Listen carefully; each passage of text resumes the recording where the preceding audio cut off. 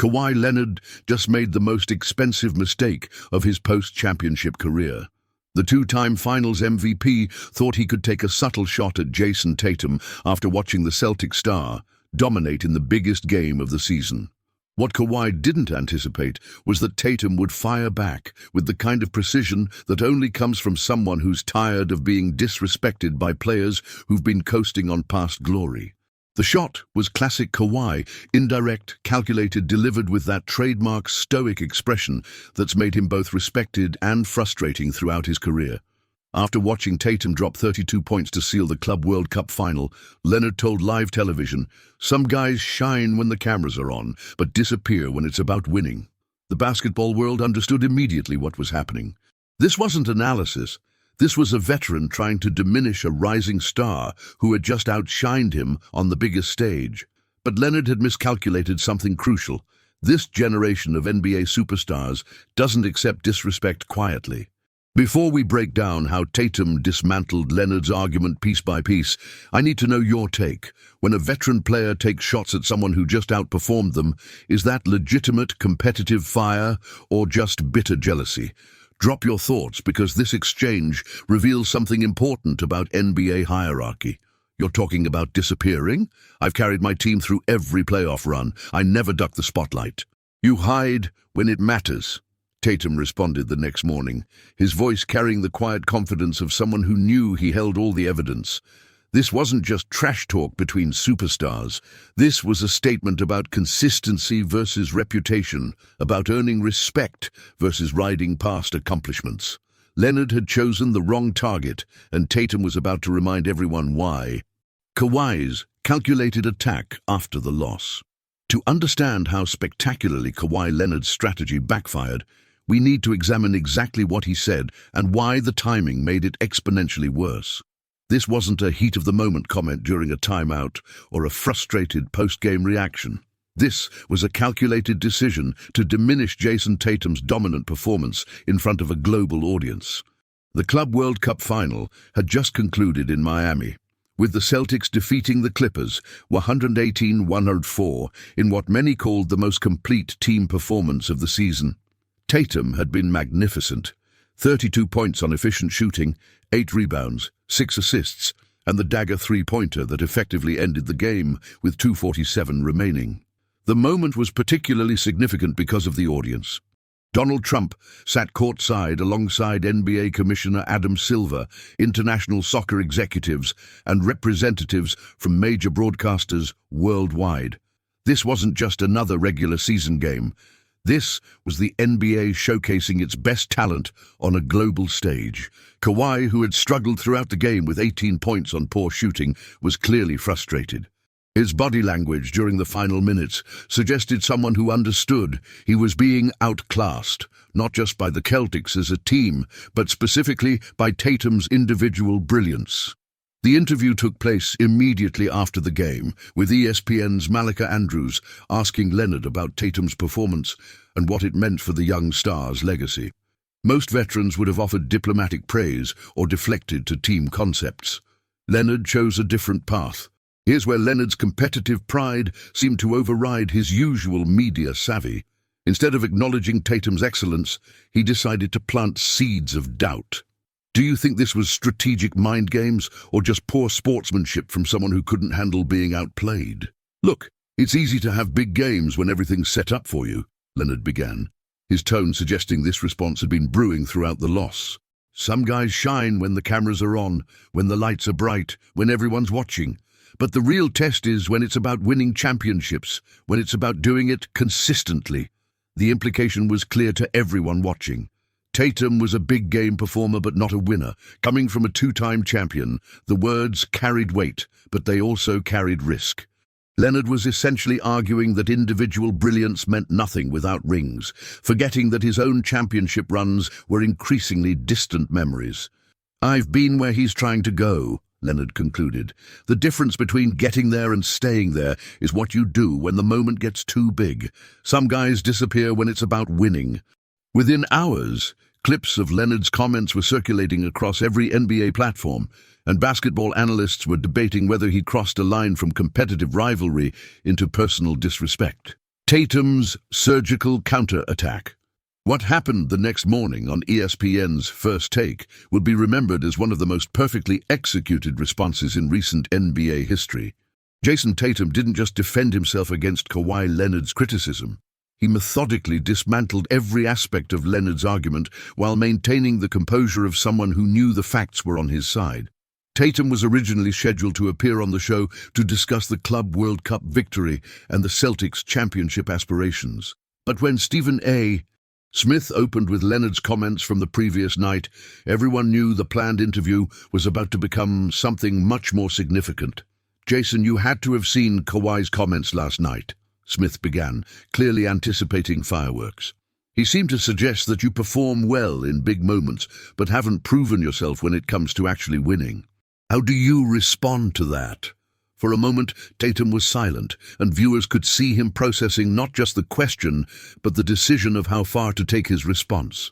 When he spoke, his voice carried a confidence that suggested he'd been waiting for this moment. "You're talking about disappearing?" Tatum began, his tone measured but unmistakably pointed. "I've carried my team through every playoff run we've had. I've never ducked the spotlight, never made excuses, never sat out games when my team needed me most." This is where Tatum shifted from defense to offense, and you could feel the temperature in the studio change. He wasn't just responding to criticism, he was making a statement about what modern NBA leadership looks like. Did you feel that shift in energy? But Tatum was just getting started. He leaned forward slightly, looking directly into the camera with the kind of intensity that made it clear this wasn't just about one comment. "You hide when it matters." How many playoff games has Kawhi missed in the last 3 years? How many times has he been load managing when his team needed him in crucial moments? The statistics Tatum was referencing were damning. Leonard had missed significant playoff time in recent years due to various injuries and rest decisions, while Tatum had been consistently available for every big moment in Boston's postseason runs. "I respect what Kawhi's accomplished," Tatum continued, showing the kind of diplomatic skill that separates elite players from great ones. "But if we're talking about who shows up when it matters, let's look at the numbers. Let's look at availability. Let's look at who their teammates can count on." The final blow was delivered with surgical precision. Last night, when the game was on the line, when there were global executives watching, when it was time to make plays, I was there. Where was he? The basketball world chooses sides. The moment Tatum's interview ended, the NBA community erupted into one of the most intense debates of the season. Social media platforms became battlegrounds where fans, analysts, and even current players were forced to pick sides in what had become a fundamental disagreement about what constitutes greatness in the modern NBA. The statistical analysis began immediately. ESPN's research department published side-by-side comparisons showing Tatum's playoff availability versus Leonard's over the past 3 seasons. The numbers were stark. Tatum had played in 95% of possible playoff games during that span, while Leonard had appeared in just 67%, missing time for various injuries and rest decisions. But Leonard's supporters fired back with championship credentials. "Kawhi has 2 rings and 2 finals MVPs, read one viral tweet. "Tatum has participated in finals. There's a difference between being there and winning it all." The debate revealed a generational divide about whether past achievements outweigh current consistency. Current NBA players began weighing in, and their responses revealed internal league dynamics that fans rarely see. Damian Lillard tweeted, "Availability is the best ability. You can't help your team from the bench." Meanwhile, Paul George, Leonard's teammate, posted, "Championships speak louder than regular season stats." And what's fascinating is how this debate exposes different philosophies about NBA greatness. Are you more impressed by peak performance that leads to championships or consistent excellence over time? The basketball world seems genuinely split on this question. The analytics community dove deep into clutch performance data. StatMuse published graphics showing fourth-quarter performance in playoff games, shooting percentages in elimination scenarios, and usage rates during crucial moments. The data largely supported Tatum's argument about consistency, but Leonard's championship moments remained undeniably impressive. ESPN's First Take became appointment television as former players debated the exchange. Kendrick Perkins backed Tatum. "The young man is right. You can't win from the training room." But Paul Pierce surprisingly defended Leonard. "Sometimes greatness means knowing when to preserve yourself for the moments that matter most." Dunda. The most telling reactions came from coaches around the league. Several, speaking anonymously, expressed frustration with the load management era that Leonard has come to symbolize. "Players today want credit for championships while missing half the journey to get there," one Eastern Conference coach told The Athletic. International media picked up the story, framing it as evidence of internal tensions within the NBA's star system. The BBC called it a clash between old-school championship mentality and new-school individual excellence, while European outlets focused on how the exchange reflected American sports culture's obsession with legacy debates. Behind-the-scenes tensions and team dynamics. While the public debate raged, sources close to both organizations revealed that tensions between the Celtics and Clippers had been building long before Leonard's comments. The Club World Cup final had simply provided the spark for conflicts that had been simmering beneath the surface of professional courtesy. According to multiple reports, Clippers assistant coaches were overheard during the final, making disparaging comments about Tatum's performance, calling him overhyped, and suggesting his numbers were inflated by Boston's system. These comments, while not intended for public consumption, reflected an organizational perspective that Leonard's post-game interview had simply made explicit. The Celtics organization, traditionally diplomatic in their public statements, took the unusual step of fully backing their star player. Coach Joe Mazzulla, when asked about the exchange during practice, said, "Jayson has earned the right to defend himself. Everything he said was factual." Dame, this organizational support really stands out to me. Teams usually try to stay above individual player conflicts, but Boston clearly felt Leonard had crossed a line. Do you think teams should always back their stars in these situations, or should they stay neutral? Behind the scenes, NBA executives were reportedly concerned about the exchange escalating into something that could affect league relationships. The NBA has invested heavily in promoting player partnerships and collaborative relationships, making public feuds between superstars potentially problematic for broader marketing strategies. The situation became more complex when reports emerged that Leonard's comments weren't entirely spontaneous. Sources suggested that frustration within the Clippers organization about their inability to compete with Boston had been building for months, with Leonard's interview serving as a public expression of private grievances. Player agents were also involved in managing the fallout. Tatum's representation worked to ensure his response was seen as confident rather than petty, while Leonard's camp seemed to recognize that their client had potentially miscalculated the public relations impact of his comments. The scheduling of the team's next meeting in Boston became a major storyline, with ticket prices immediately spiking and national television ratings expectations rising. The NBA, while publicly downplaying the conflict, was privately thrilled about the narrative possibilities and increased fan engagement. Most significantly, other players around the league began choosing sides not just publicly, but in private group chats and team discussions, creating alliance patterns that could affect future team dynamics and free agency decisions. Long-term implications for both careers. 6 months after this exchange, the ripple effects continue to shape both players' narratives and the broader conversation about leadership and accountability in the modern NBA.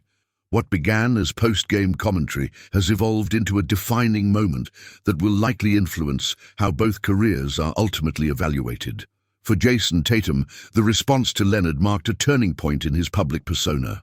Previously seen as talented but perhaps too diplomatic, Tatum demonstrated a willingness to defend himself that elevated his standing among peers and fans. His ability to combine statistical arguments with pointed criticism showed a maturity that many hadn't previously recognized.